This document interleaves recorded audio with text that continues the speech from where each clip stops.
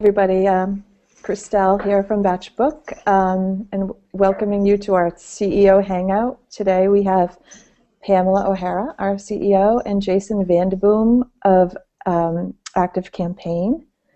If you have any questions for our guests, you can tweet us at Batchbook or comment on the YouTube channel, and I will give your questions to the guests at the end of the Hangout. And I'm going to turn it over to Pamela to start the discussion.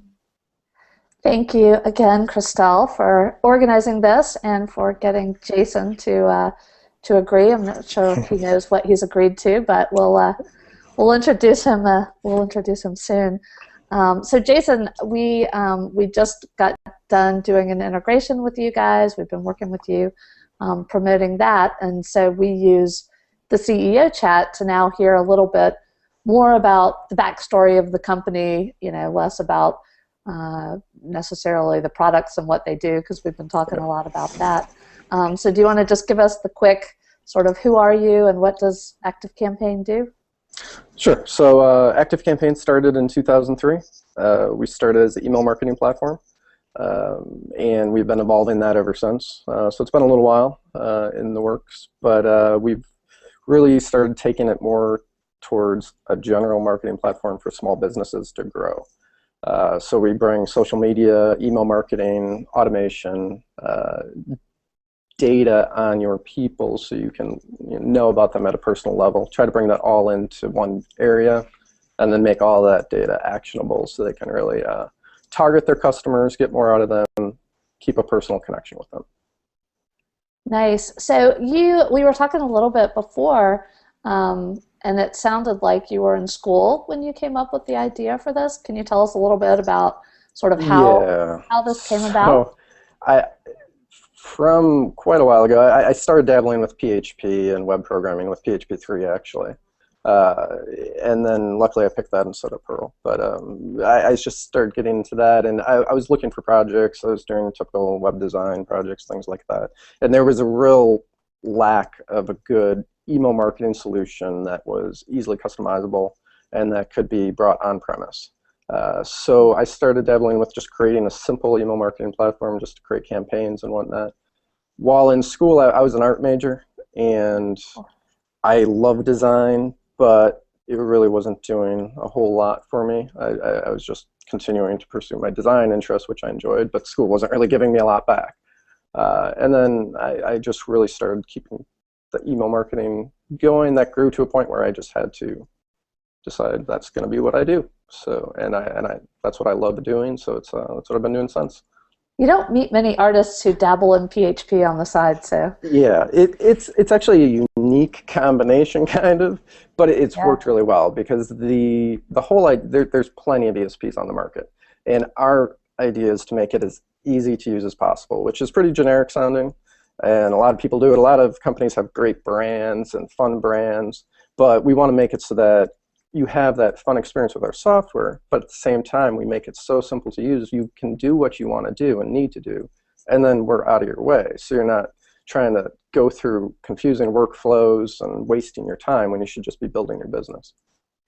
I know, so you say it sounds too generic to say it's so easy to do, but I know, for us that's a challenge too, is that sort of, you know your product, why it's so great, but communicating it without sounding like everyone else's product and what everyone else thinks their product does. I know you mentioned you guys are really focusing more on the marketing side of things now. Like, how are you sort of going after that? How are you, what are you doing to communicate exactly what it is ActiveCampaign does? Yeah, well, are you talking about marketing, bringing new users in, or?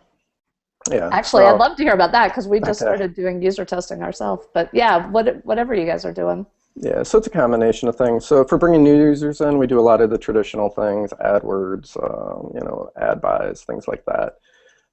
Our big push has always been to try to get into web design firms, marketing firms. Once we get in the door there, then everyone at that firm, if they enjoy using our product, which is the whole reason we're doing this, then they'll continue using it for their clients. And even if they go to a different firm or something like that, we'll be introduced to that firm. That's caused an explosive amount of growth by using that method, because it really costs us very little once we're in the door, and they just take it and run with it. And I think I mentioned to you in the past as well, we have a big private label and reseller model, and that's done a lot of great things for us. It allows us to focus on the platform, making it easy to use, and then they turn around and they sell it onto their clients, and then they support it as well, which takes a lot of resources off of us. Yeah, I mean, that's really smart. I think you said that you really started with that model, with the private label model. So was it you were working with these different agencies first and basically built the platform for them, and then? No, just a couple small companies, I would say, so they didn't really help build it up, but at the start, there wasn't a lot of money to go out and do a bunch of there never is at the start. Yeah, so it was really just a more old school, just personal connection, get into some design companies, and that just starts snowballing into a bigger thing as the word gets out more. Yeah. Yeah, you're walking right into the conversation we have every day, which is, know, in that early stage when you're starting your company, it's all about just getting it in front of the people you already have a relationship. That's our big, what we really believe at Batchbook is that, for our customers, which are, businesses your size, I think you guys are, right in sort of the same size that we are, same type of customer. And it's really those sort of early startups really starting to get some traction, really starting to grow. And it's fun. It's fun to see and hear those stories. Like, how did you kind of find a market? How did you, and so many times we hear from people, it really just started with one or two. And a lot of times those one or two were, friends or family or, someone I knew, but it just clicked. And so they felt okay talking to other people about our products. So. Yeah, and I think we have similar mindsets in the way we do things as well, because obviously we have our social media and we have our social media marketing features and things like that. But in the end, personal connections and a social connection, but more at a personal level, not just as someone liked your page, right, or someone's talking about you, can go so much further. Yeah, it's not a numbers game; it's a relationship game. Yeah, so tell us a little bit about what you guys do as a company to sort of keep the fun in it. You shared a little bit with us before, but share more now if you don't mind. Yeah, so we obviously we have the stereotypical things that most web startup companies would do, and like we were talking earlier, darts, Nerf, how you guys have Nerf guns, things like that. Really, on top of all that, and we're located right downtown Chicago, so we like to go out and we have a lot of restaurants and things like that we can utilize. But I really feel just having engaging work and just having work that's challenging and having people that are just, if you bring the right people together that are just all intelligent and you treat them all like adults, and you just let them go free and let them try to push something and everybody's challenging each other, I think that creates a work environment that all the free beer, all the ping pong in the world doesn't matter if you don't actually enjoy your job and you don't feel like you're actually contributing. And then we get to see these small businesses grow, as I'm sure you do, and that's enjoyable to see that happen. So yeah, we love that. We love hearing what our customers are all over the world. I don't know if you guys are finding that too, since we are a cloud company. About 40% of our customers are outside the U.S., so it's especially fun to hear, what a restaurant in India is doing with Batchbook. It's kind of mind-boggling sometimes, actually. Yeah, it's exciting to watch, and for us, for probably the last 4 years or so, we're past the 50% threshold of people overseas. So we're actually only 45% U.S. clients. So we're spread all over the place, and it's interesting because it creates challenges in terms of how people want to market in different areas, and then obviously language, there's all sorts of fun things. Are you using any other languages yet? We support a number of languages. We don't do that for sales necessarily, but inside of our platform, yeah, we have a number of languages we support. Interesting. Was that challenging, or do you want to share a little? Yeah, so it's always been a struggle. I'm not happy at all where we are with that, and that's actually something that we've been debating quite a bit with how we do languages and things from a technical standpoint, and then also making sure they're just accurate and up to date. So that's the challenge, because we're constantly pushing to our product. Within a given day, we probably have 10, 15 pushes to our platform of code changes. So to have, you literally either have to have someone constantly translating, which would be a challenge, or in batches or something. So it's challenging. But we rely on our partners a lot for that, because they're spread out too. So they help with translations and things like that. Interesting. Yeah, we're looking at really expanding our international sort of outreach next year, and so I'm particularly interested in how other companies are tackling that. And I think, as you said, support is one of the biggest issues, because when we redesigned our product, we really focused on the technical side of creating the localized files, so that it's much easier for us to translate when we need to. But we want to make sure, if we do offer something to someone speaking a different language, that we're going to be able to give them the same level of support and service that English speakers are getting. So thanks for sharing, because I'm definitely interested to hear the challenges. Unfortunately, we've had it fairly easy due to our partners and resellers. But yeah, that would be a challenging thing to do directly.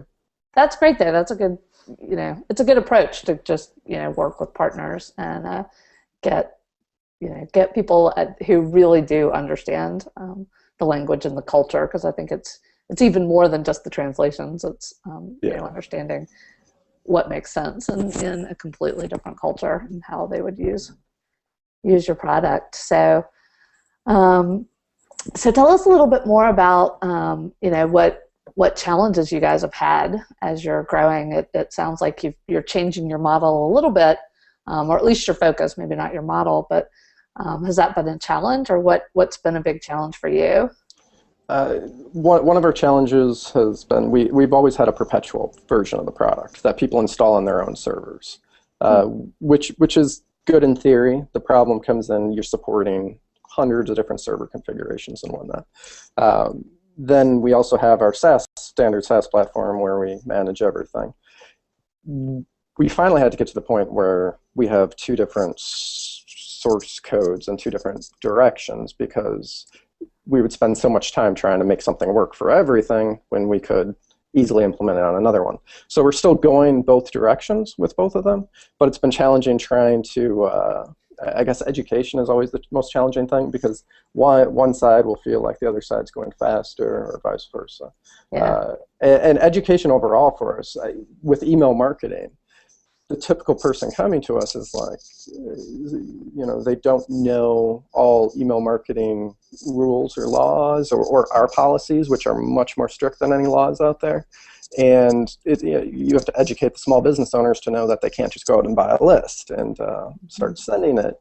We're the biggest anti-spam people around. We spend so much time and we have so much technology to stop anything like that from sending with our service. That's a huge thing. And unfortunately, things like, it's just a different mindset. Like with direct mail, it's normal, and they come from that, which they may have done locally, and then they want to do email marketing, and they think they're the same. And then you have to educate, but then help explain, the positives of doing it the right way. And there's no, it's just like growing a business. There's no like exploding way you can have a giant list of subscribers. That's not going to be useful if you just take a more slow, organic process. It's going to be a lot better for you. Yeah, we talk about that a lot as well. That you're going to get a lot more reward. Even just as far as a personal enjoyment of your business, I feel. If you really spend your time focusing on the people you have a good relationship with, and sort of improving and staying connected to them, and you know, and they'll be invested in what you're doing, and they'll, you know, if you're doing it right, they'll be begging to help you grow your business. Yeah. Whereas, you know, the other approach is to buy a list of a bunch of email addresses of people who have no idea who you are, and, you know, expecting them to take any action. So yeah, you're just going to hurt your brand that way, and yeah, it's not good. So I guess, do we have any questions, or I don't know. Well, I can come up with questions all day, but I thought I'd see if we're. I think you're. Sorry, I'm on mute. Yeah, we're collecting them right now, so we'll have something for you in a minute. Okay, thanks. So who do you? I find one of the challenges, especially working with a virtual company, we have a lot of people all over, but our business itself, as I mentioned, is virtual, and so many of our customers, you know, only 1% of our customers are from the state. Granted, we're in the state of Rhode Island, so it's a small state, but less than 1% of our customers are here. So the networking that I do isn't necessarily with customers, or, you know, oftentimes local networking isn't even with partners or sort of people in our space. How do you sort of network? How do you find other CEOs or mentors or people to really work with as you're sort of figuring out how to build a business? At a local level, I have the same thing with, you know, we don't have, you know, a giant percentage of people from the Chicagoland area or Illinois. So a lot of the people I would talk to locally or connect with locally, I care more about talking to people that are almost small business, because I'm always just trying to figure out how we can improve their business and what we can do to help them improve their business, because that's going to be the greatest value for me. Obviously, I have other people that, you know, have startups or companies of different industries, and that's always interesting. Just because I'm not a big like focus in on like one role model type of person. I like from the smallest company to the largest company, just all the ideas, constantly learn what people are trying, what people are doing, and then just take all that in and try to do something with it. Do you get to interact with your customers much? At a personal level, not so much, no. It's nice occasionally at like conferences or things like that. We'll be able to talk to them in person, which is always awesome, because it's some people have been with us for 5-7 years, and they've been using the product and they've grown their business, and it's just good to see them in person and talk to them. But otherwise, we do a lot of webinars, things like that. Just trying, and just personal communications with people. We try to connect. I believe Batchbook does this as well, with just sending out little, so anybody can send out a thank you card, send out thank you gifts. Just if someone's, you know, if someone here thinks someone should get some popcorn because we're a big fan of Garrett's popcorn, we send them a big tin of popcorn. And we try to personalize the gifts, which could possibly get a little creepy sometimes.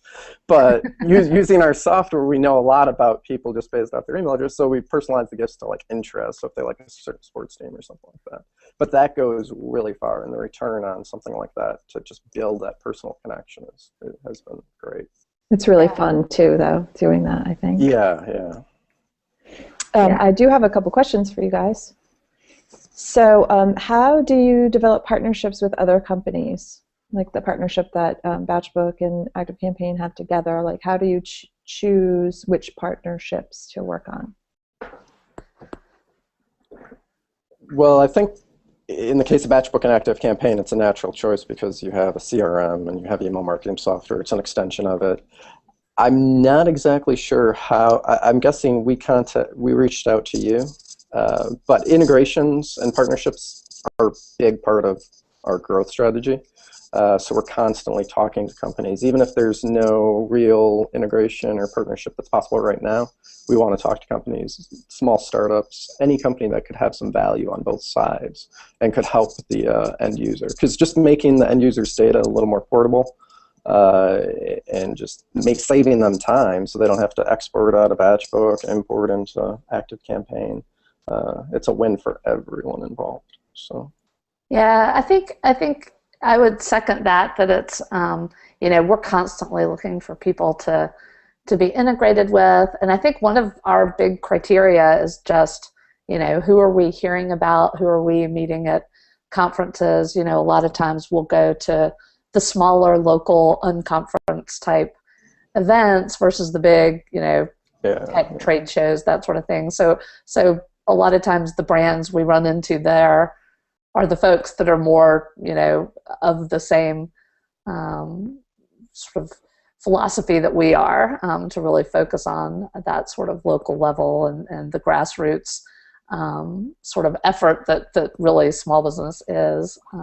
And, honestly, for us, we're constantly trying new products. And so a lot of times we're just like, hey, we found this, great service.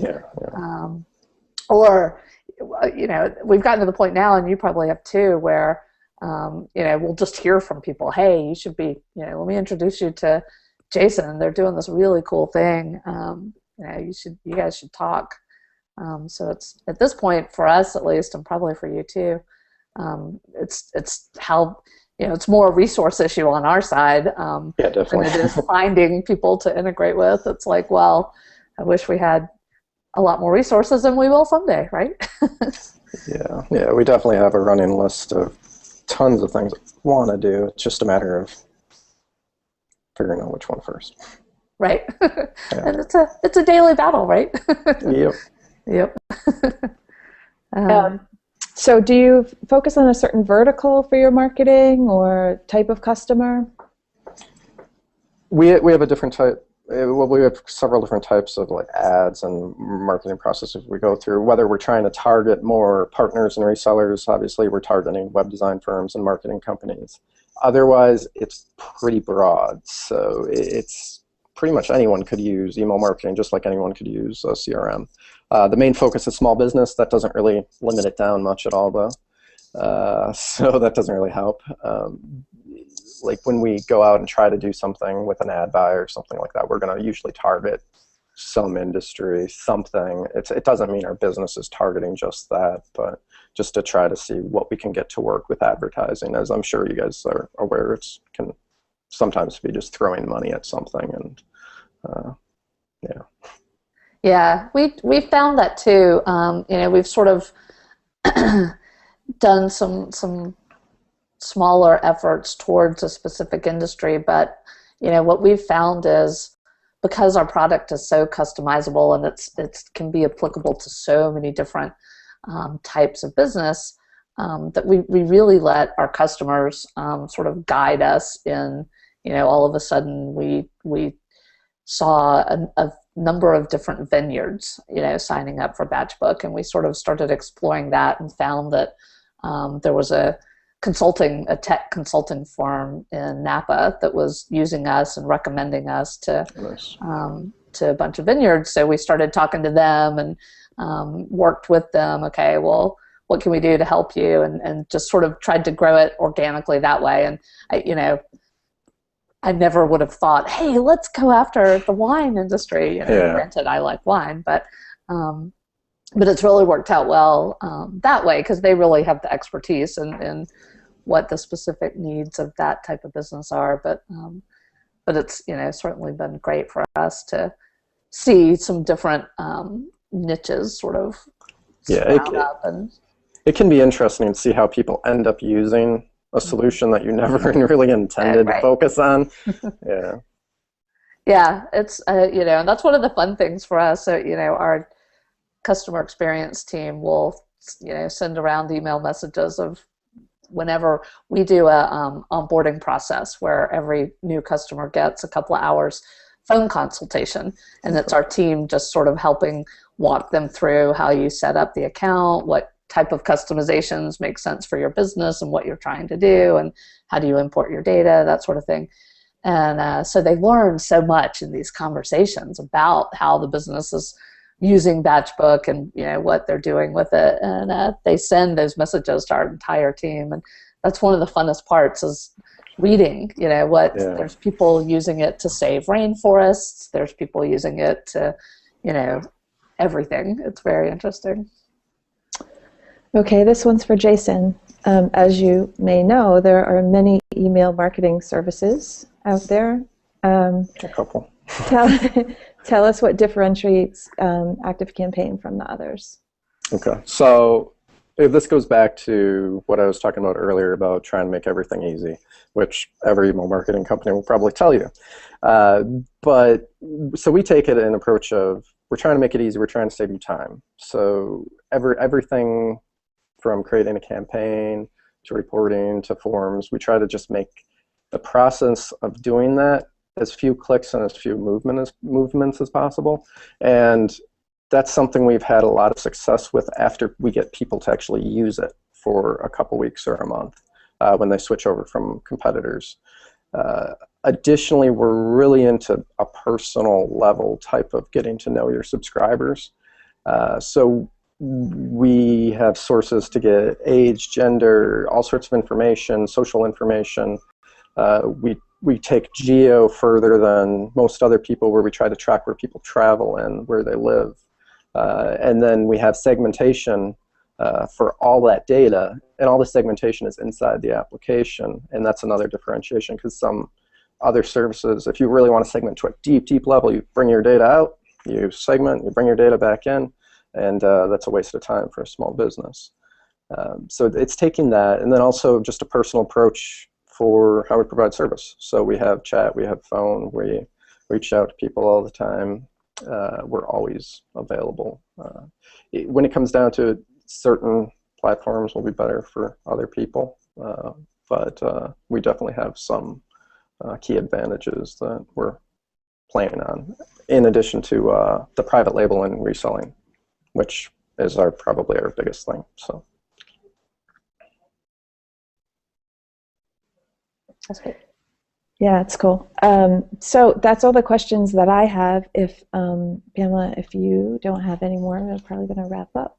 Yeah, I guess, thank you very much, Jason, for joining and for, all the work that you guys did working with our team. And thank you, Christelle, also, all the work you did working with Jason's team to put together the integration. And thanks.